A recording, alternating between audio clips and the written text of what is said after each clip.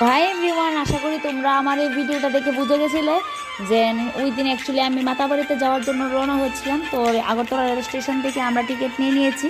তো এখন মাতাবাড়িতে গিয়ে এই মায়ের জন্য ভোগ নিয়ে নিলাম। তো মাতাবাড়ির ডেকোরেশন এত সুন্দর হয়েছে কি বলবো। কিন্তু সেখানে গিয়ে আমি অনেক অনেক চিন্তিত হয়ে গেলাম যে 5,000-এরও বেশি মানুষ অলরেডি লাইনে ছিল, কেননা ওই দিন অমাবস্যা ছিল। আর এত পরিমাণে ভিড় ছিল কি বলবো, তোমরা বিশ্বাস করবে না। আর সাইডে যজ্ঞ হচ্ছিলো, তার জন্য আমি একটু যজ্ঞর সাইডটা একটু তোমাদের জন্য দেখালাম। তো আমি দেখতে দেখতে না সামনে যাচ্ছি, আর মায়ের নাম জপ করতে করতে সামনে গেলাম। তো হঠাৎ করে দেখছি যে সবাই বলছে আপনি কি লাইন ধরে এসছেন। আমি বলছি না, আমি তো লাইন তো জানি না, আমি তো ওই সাইডে আরেকটা লাইন বলে আছে, তো সেটার জন্য এসেছি। সে যে যা আমাকে শিখিয়ে দিয়েছিল আরেকজন, সেটাই আমি বললাম, যেটা সত্যি কথা আর কি। তো মা, আমি সামনে যাওয়ার মতো পুরোহিত মশাই আমাদেরকে হঠাৎ করে বললো যেন আপনার ভোগটা দিন। তো দেওয়ার পরে আমি আর আমার মেয়ে দুটো বুক দিয়েছিলাম, দুটোই দিয়ে দিয়েছি। কিন্তু আফসোস, আমি সঙ্গে সঙ্গে প্রণামী দিতে ভুলে গেছিলাম। কিছুক্ষণ পরে আমি প্রণামীটা দিলাম মার কাছে নিয়ে দেওয়ার জন্য। তো তারপরে আমি পুজো টুজো দিয়ে এখান থেকে তাড়াতাড়ি করে বেরিয়ে গেছি। তো এখানে প্রণাম করার মতো জায়গাটা নেই, তো অনেক মানুষ ভিড় হয়ে আছে।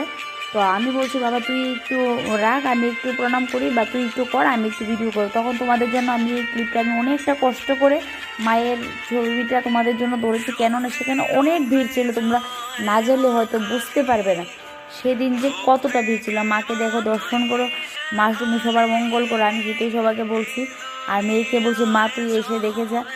আর তোমরা জানো অনেকেই যে আমি ঠাকুর খুব ভালোবাসি, আর আমি ঠাকুরের স্থানে যেতে কিন্তু ভীষণ ভালোবাসি।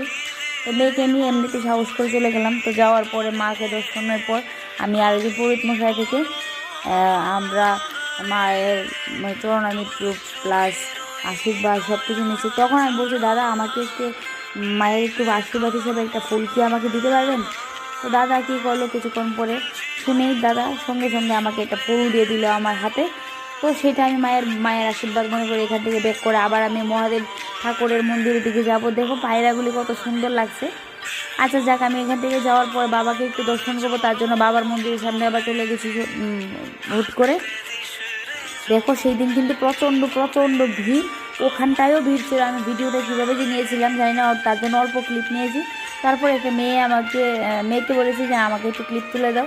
আচ্ছা দেখো, যে আমরা সেখানের ঘটনার পর যখন আমরা ঘুরে চলে আসছিলাম মায়ের পুজোর পর, কত মানুষ যে লাইনের পেছনে ছিল বিশ্বাস করে। তখন হঠাৎ করে আমার মেয়ে বলছে, মা আমি মায়ের মন্দিরে আমার কপালটা রেখে আমি একটু প্রণাম করবো এইভাবে। তো দেখো, আচ্ছা যাক, ও জানি না ও কী চেয়েছে, কিন্তু ও প্রণাম করেছে। প্রণাম করার পর আমরা আস্তে আস্তে নিচের দিকে যাচ্ছি। সবাই যেন মায়ের মন্দিরে মানে বলি হয়, কিন্তু আমার ওই দিন খুব ইচ্ছে ছিল বলি দিতে, প্রসাদ নেওয়ার জন্য।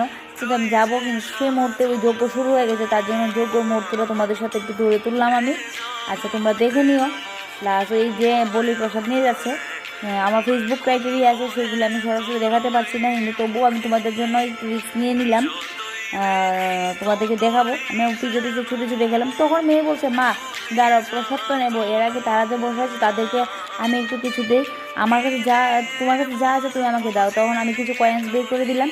ও হাত দিয়ে ওর ইচ্ছে মতো যেভাবে চাইছে যে ওদেরকে দিচ্ছে, আর ওরাও মন ভরে ওকে প্রাণ ভরে আশীর্বাদ করছে।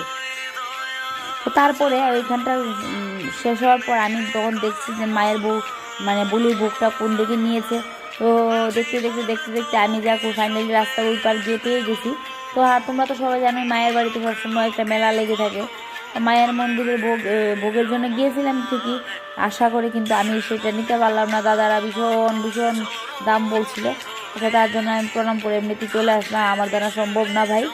আর তারপরে মায়ের ভোগটা আবার প্যাকেটিং করার জন্য বাড়িতে নিয়ে আসবো, দোকানে গিয়ে একটু রেস্ট নিয়ে নিলাম। দাদা ততক্ষণ একটু প্যাকেট করে দিল। তখন বলছি যে মেয়ে বলছে, মা চলো দিঘির দিকে যাই, কল্যাণ সাগরে আমরা কচ্ছপ দেখবো, মাছ দেখবো, সব কিছু। আমি খালি মাকেই বলছি, মা তুমি তোমার আশীর্বাদে কিন্তু আমি চট করে কিন্তু চলে যেতে পারলাম তোমার মন্দিরের সামনে। জানি না এখন আমি আমার মেয়েকে কচ্ছপ দেখাতে পারবো কিনা। খুব ইচ্ছে ছিল মেয়েকে কচ্ছপ দেখানো, তো মেয়ে হুট করে দেখছে, সবাই অপেক্ষা করছে, কচ্ছপ তো আর নেই। এখন আজকাল মাছটাও একটু কম, ঠান্ডার দিন তো সামনে আসে না, আর মানুষের ভিড়। তো আচ্ছা মেয়ে একটু মাছের জন্য একটু খাবারটা নিয়ে নিল। তো নেওয়ার পর এদিক ওদিক অনেকক্ষণ দেখছে, সবাই দেখছে, তো কিছুই আসছে না। মাকে আমি এক মনে প্রাণে রাখছি, তোমরা বিশ্বাস করবে না। মানে আমি যখন এদিক এদিক মানে মানে এদিক সেদিকগুলি দেখছি, দেখো কত লোক দাঁড়িয়ে আছে, কিছু আসছে না, কোনো জলে কেউ মানে মাছ বা কচ্ছপ কিছু নেই।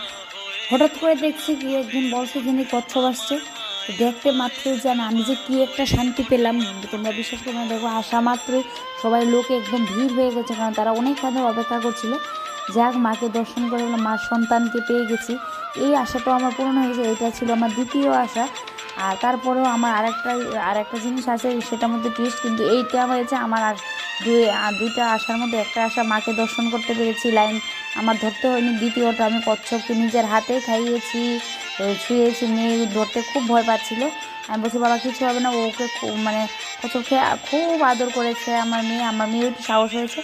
দেখো এদিক ওদিক থেকে খুব সুন্দর করে এটা আছে, মানুষ এভাবে ছিটকে ছিটকে বিস্কিট দিচ্ছে। আমি রাগ হয়ে গিয়েছিলাম যে এইভাবে দেবে না, দিতে হলে সামনে নিয়ে দাও, তার জন্য আমি নিজের হাতে ওকে আবার খাইয়ে দিচ্ছিলাম। দেখো খুব সুন্দর করে আবার অনেকটা কাছে চলে আসছিলো, আমি খুব আদর করছি অনেক। দেখো আমি নিয়ে কীভাবে খাওয়াচ্ছিলাম, তারপরে চলে গেলাম। তারপর আমরা খেতে আসার পর এখানে হ্যালো, হাই, রাশিয়ান ওমেন, উনি বাই বাই, বাই বাই।